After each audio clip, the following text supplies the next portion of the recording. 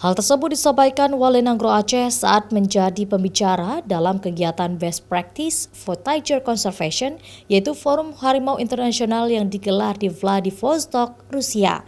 Dalam kesempatan tersebut, Federasi Internasional membahas terkait negara jelajah harimau dan pemberantasan perdagangan ilegal dalam turunan harimau dan jalur perdagangan ilegal.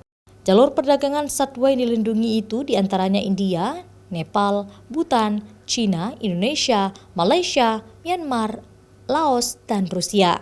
Dengan adanya pertemuan tersebut diharapkan akan adanya saling bantu-membantu demi menjaga kelestarian dan populasi harimau Sumatera khususnya di Aceh.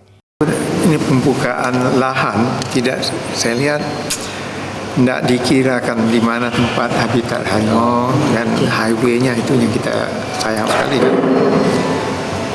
Kemudian harimau juga binatang-binatang lain, gajah dan yang lain-lain itu dia mempunyai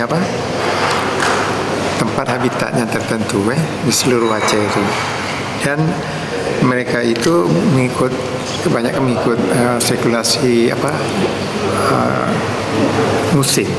Wali Nanggro juga menyampaikan bahwa habitat harimau di Aceh sudah berkurang karena beberapa persoalan seperti banyaknya pembukaan lahan hingga perburuan. Oleh karena itu, dengan adanya kerjasama penyelamatan satwa dilindungi ini, nantinya akan ada aturan-aturan khusus yang dapat diterapkan di Aceh guna menyelamatkan harimau. Syahril, Kompas TV, Banda Aceh.